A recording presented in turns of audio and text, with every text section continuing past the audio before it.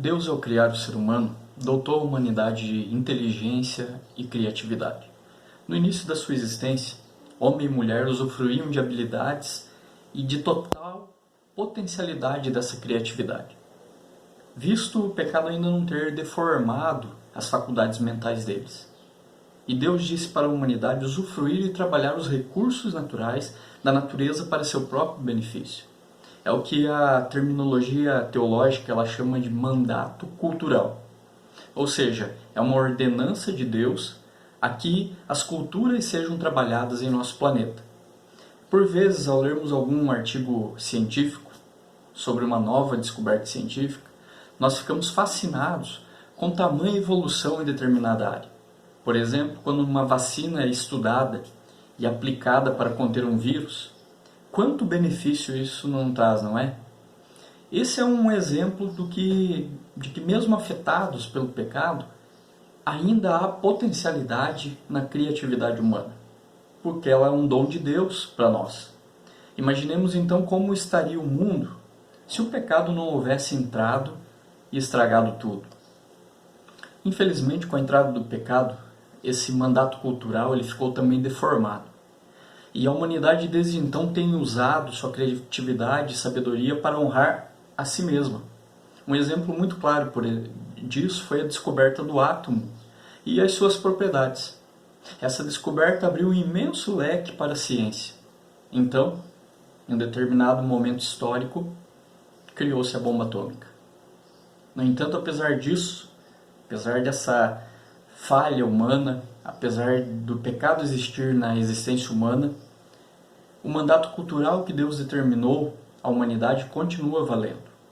Mas somente através da restauração proporcionada por Deus na vida dos pecadores, por meio de Jesus, é que é possível um retorno à boa utilização da natureza e dos seus recursos.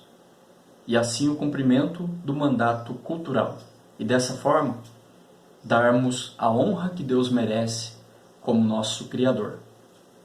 Vejamos o que a Bíblia nos fala a respeito disso em 3 textos. Eu quero ler com você aqui o primeiro deles, Gênesis capítulo 1, versículo 28 e versículo 31.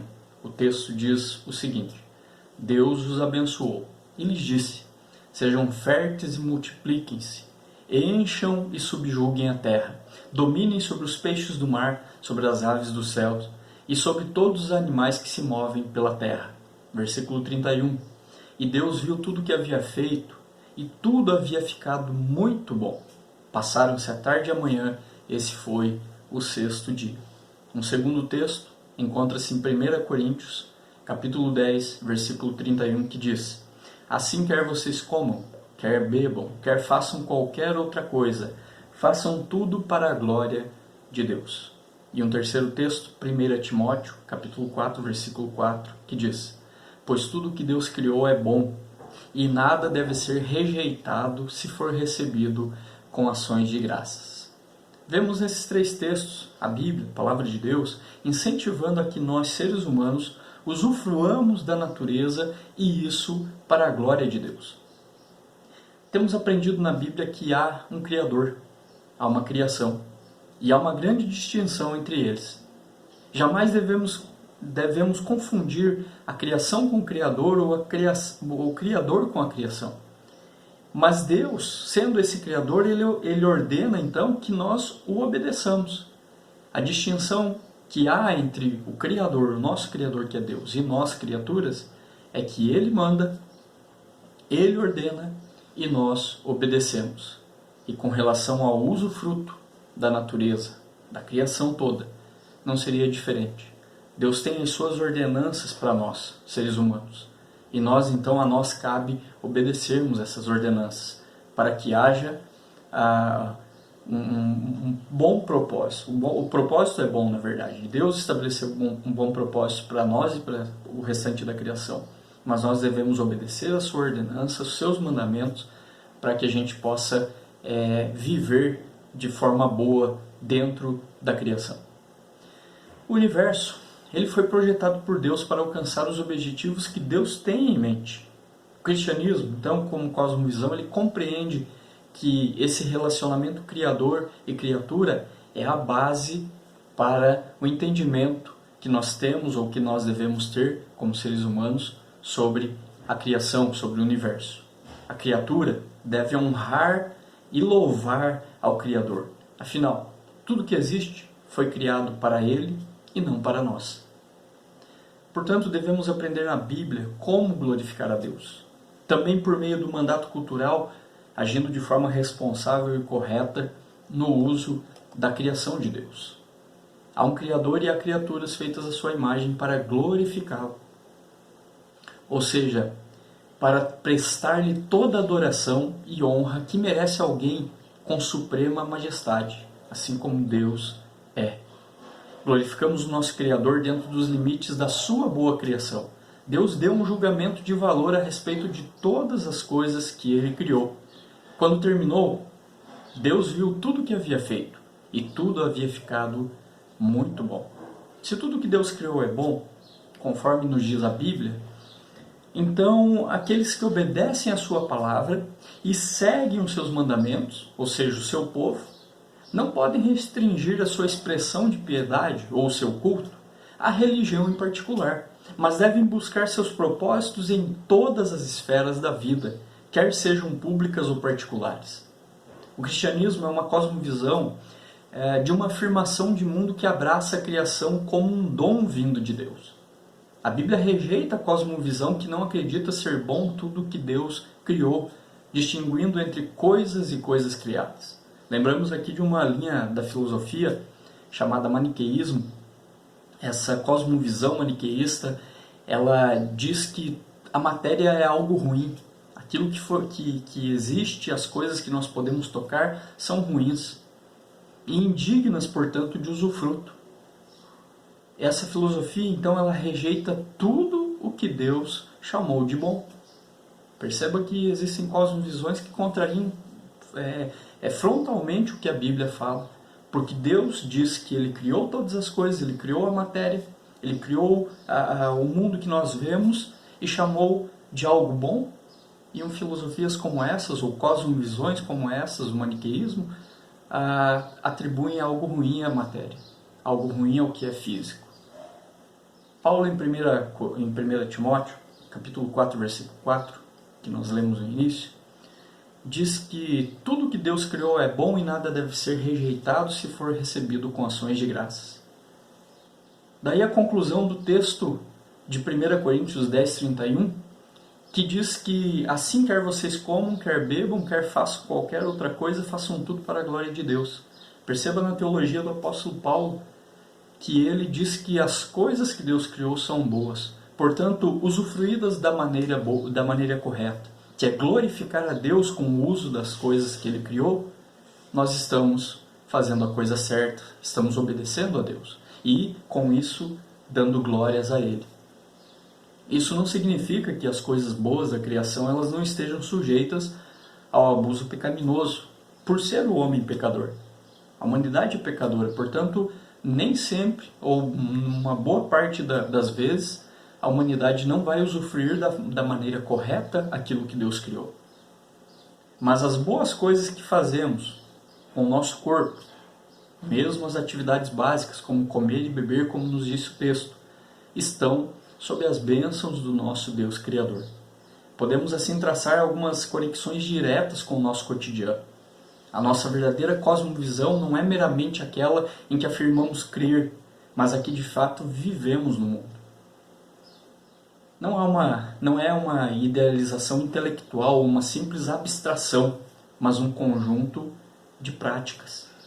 A pergunta que devemos nos fazer é a seguinte: se Deus nos criou para a sua glória, como podemos então glorificá-lo em nossa vida diária? A resposta é, de maneira mais óbvia, glorificamos a Deus com o nosso louvor, adorando o Criador e não um elemento qualquer da criação. Não basta apenas reconhecer a existência de Deus. Devemos celebrar a sua majestade cantando e falando sobre a grandeza do seu nome, conforme a Bíblia assim nos ensina e nos orienta. Todos podem encontrar algo ou alguém para adorar, mas o único objeto da adoração que traz verdadeira satisfação à alma é o único Deus verdadeiro, o Deus Criador. Também somos chamados para glorificar a Deus com o nosso corpo. O ensino bíblico sobre a criação afirma a virtude do corpo humano, conforme projetado e criado por Deus. O corpo humano, ele não é a origem da corrupção pecaminosa que existe na humanidade. Pelo contrário, o corpo é parte boa da criação de Deus e, portanto, pode e deve ser usado para a sua glória.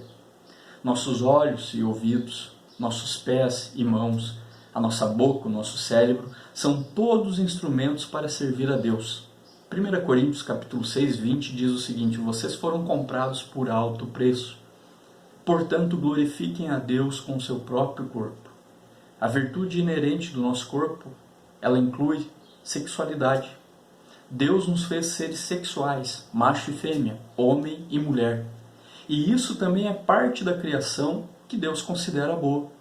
A cosmovisão cristã, por exemplo, ela celebra o ato sexual como um presente a ser recebido, tão somente no casamento, com gratidão, reverência e alegria. Quando Deus disse a Adão e Eva que frutificassem e multiplicassem, conforme nós encontramos em Gênesis capítulo 1, versículo 28, era plano de Deus que essa ordem fosse cumprida no contexto das relações conjugais. A intimidade sexual que Adão e Eva compartilhavam era o selo do relacionamento da aliança e expressava total união espiritual em aliança diante de Deus. Seus filhos e filhas, portanto, resultariam da alegria da sua união física. O ensino bíblico sobre a criação ratifica o casamento e, além do casamento, a família, como a relação básica de amor e pedra fundamental da sociedade. Esse ensino também especifica que o casamento ele consiste de um homem que se une a uma mulher, numa aliança de amor para toda a vida. Uma especificação que exclui moralmente qualquer união sexual fora dos votos sagrados do casamento. Logo, a ética bíblica para a sexualidade não vem de algum decreto arbitrário, muito menos da invenção humana ou da invenção de qualquer religião que possa existir, mas da estrutura da própria criação feita por Deus. E aí? Você já casou? Ou está apenas amaziado ou ajuntado, como dizem por aí? Está enrolando o seu companheiro, a sua companheira? Trate logo de assumir esse compromisso. Casar de uma vez. Assuma esse compromisso com Deus em primeiro lugar. Fica aqui a dica. Também nós somos chamados por Deus para glorificá-lo em nosso trabalho. O trabalho em si não é o resultado da queda da humanidade, mas um bom presente vindo de Deus na criação para nós. O trabalho não nos foi dado como uma maldição, como alguns acreditam, mas como um chamado. Deus colocou Adão no paraíso para cultivar e o guardar, conforme diz Gênesis 2,15. Assim como Deus havia trabalhado na criação, Deus também deu trabalho à humanidade como uma bênção. Qualquer trabalho lícito que fazemos deve ser para a glória a Deus. E nisso há satisfação para toda aquela pessoa, aquele homem e mulher, que tem um relacionamento bíblico com Deus e obedece a sua palavra. Somente é possível ter prazer no trabalho, um prazer real, por ter um entendimento correto do que é o trabalho, aquela pessoa que segue o que a Bíblia fala e ensina sobre Deus. Então, o nosso relacionamento com o nosso trabalho tem a ver com o nosso relacionamento, o relacionamento que nós temos com Deus. Por fim, nós somos chamados a glorificar a Deus também em nosso descanso, que também foi determinado por Deus na criação. Assim, em sua bondade, Deus nos deu o trabalho e o benefício de imitá-lo, descansando de nosso trabalho um dia inteiro. Você vai encontrar lá, ao final de tudo, dos 6 dias, quando Deus cria todas as coisas, no 7º dia ele descansa, um dia em 7, ele descansa.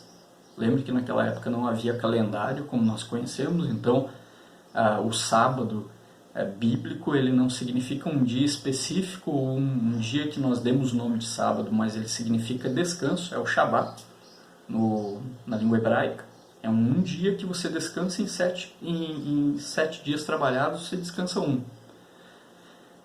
Ou melhor, em 6 dias trabalhados, você vai descansar no 7º, um dia de descanso. E Deus ele nos fez então para trabalhar e descansar. Esse descanso também é um momento que nós temos para adorar a Deus, juntamente com outras pessoas que adoram a Deus, com a nossa família, usufruindo de um momento de adoração a Deus nesse dia. E de que outros modos nós podemos glorificar a Deus? Podemos pensar em outros modos. O ensino bíblico sobre a criação aponta também para o meio ambiente, sobre o qual temos responsabilidade de administração boa e responsável. Deus disse para Adão e Eva: sejam férteis e multipliquem-se, encham e subjuguem a terra, dominem sobre os peixes do mar, sobre as aves do céu e sobre todos os animais que se movem pela terra. Esse mandato cultural, dado por Deus à humanidade, significa que os seres humanos foram criados para representar o governo de Deus sobre a terra. Deus colocou a riqueza da sua criação sob nossa vigilância. Tudo pertence a Deus, mas Deus entregou o que lhe pertence ao nosso cuidado protetor. Deus plantou um jardim e colocou seres humanos, pessoas nesse jardim, para o cultivar e o guardar. Temos o privilégio, portanto, de sermos gerentes, sem as prerrogativas de posse sobre a criação. Esse chamado ele nos dá o direito de usarmos os recursos da criação de Deus, mas não de abusar do meio ambiente de modo que venha provocar danos às criaturas de Deus. Mais positivamente, o mandato da criação nos convida a desfrutar da beleza e maravilha de tudo que Deus fez. Desde o pôr do sol avermelhado que tinge o céu no horizonte, até a observação de uma montanha escarpada que fica distante quando nós estamos, por exemplo, viajando.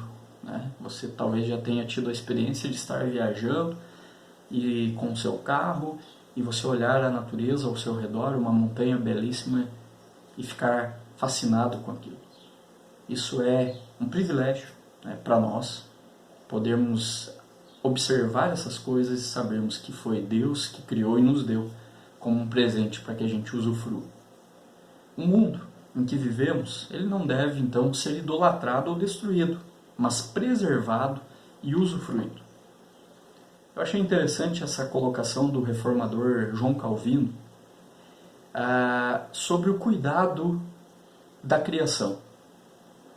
Eu quero ler aqui para você algo que ele escreveu sobre como nós, seres humanos, devemos cuidar da criação. Ele diz: a custódia do jardim foi entregue aos cuidados de Adão, como prova de que possuímos as coisas que Deus confiou a nós, sob a condição de que, contentes com o uso frugal e moderado dessas coisas, cuidemos do restante. Que aquele que possui um campo partilhe de seus frutos anuais, que não traga sofrimento ao solo por sua negligência, mas se esforce para preservá-lo para a posteridade como o recebeu, ou ainda mais bem cultivado, que ele se alimente de seus frutos, que nunca o dissipe pela luxúria, nem permita que seja deteriorado ou arruinado por descuido. Além disso, que essa economia e essa diligência em relação às coisas que Deus nos deu para usufruir possam florescer entre nós, que todos se considerem mordomos de Deus em todas as coisas que possuem. Um belíssimo escrito, né, desse pastor lá do passado, em que ele diz que nós sim somos responsáveis pela criação que Deus deixou sob os nossos cuidados. Eu e você somos responsáveis por aquilo que Deus tem nos dado, tem permitido que nós tenhamos, porque é dele. E nós somos apenas aqueles que são, como disse Calvino, os mordomos dessas coisas. Portanto, um mordomo cuida bem daquilo que não é seu. Ao mesmo tempo que a doutrina, então, da criação nos chama a desfrutar da natureza, ela também nos dá base para a investigação do mundo natural por meio da ciência. Isso mesmo.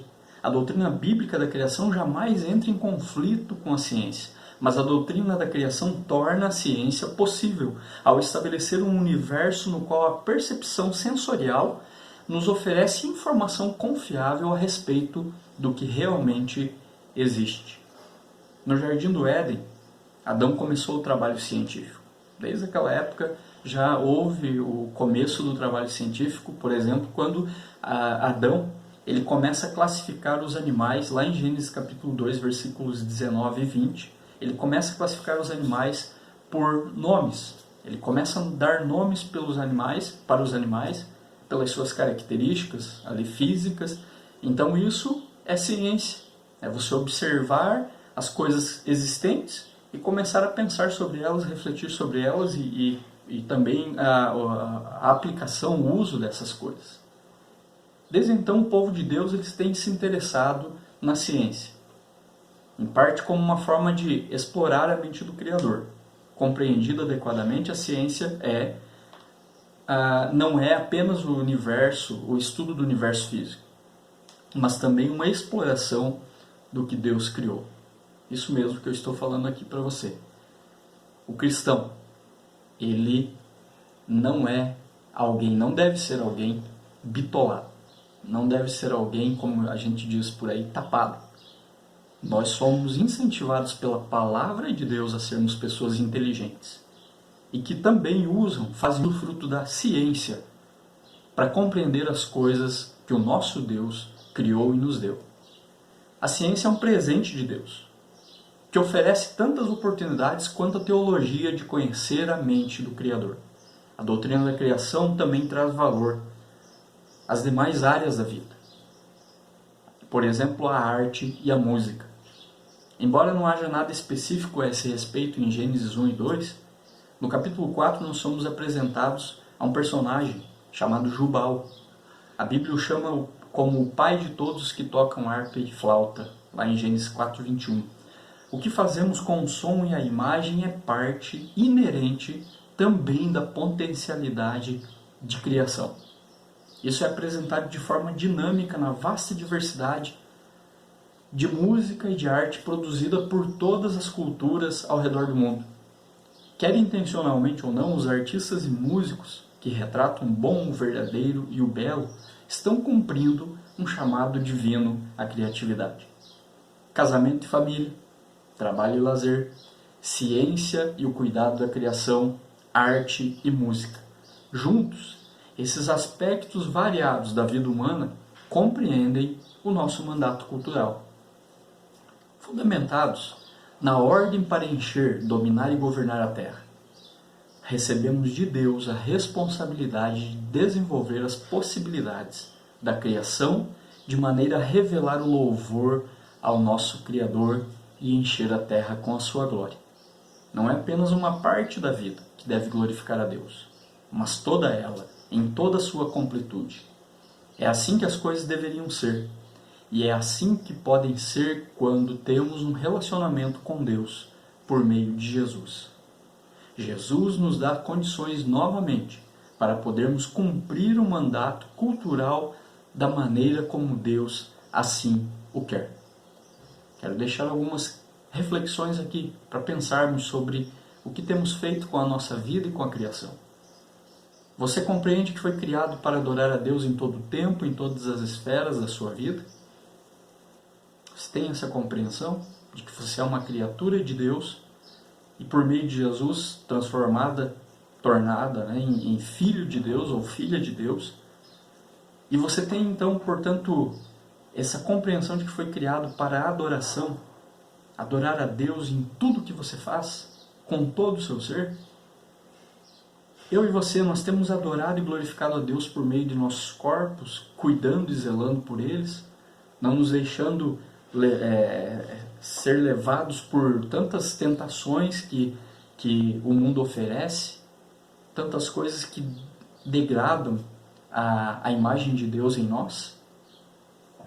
Temos vivido um casamento debaixo das orientações e princípios da palavra de Deus? Como você que é casado, você mulher, homem e mulher que são casados, tem conduzido a sua vida conjugal, a sua vida relacional com o seu cônjuge? Temos trabalhado com a consciência de que servimos a Deus e não simplesmente a homens? Você trabalha para quem? Para o seu patrão ou para glorificar a Deus? Você trabalha pensando no seu bolso, no seu salário ou para glorificar a Deus? E uma última pergunta aqui: como nós podemos glorificar a Deus por meio das demais áreas da vida? como a ciência, a música e as artes. Nós temos realmente praticado essas coisas, agido dentro dessas áreas da maneira que Deus quer que a gente haja, que a gente faça? Fica aqui essa reflexão, e que eu e você, como pessoas, seres humanos criados por Deus, possamos cumprir o mandato cultural de Deus para toda a sua criação, e que Deus, por meio de Jesus, nos dê essas condições.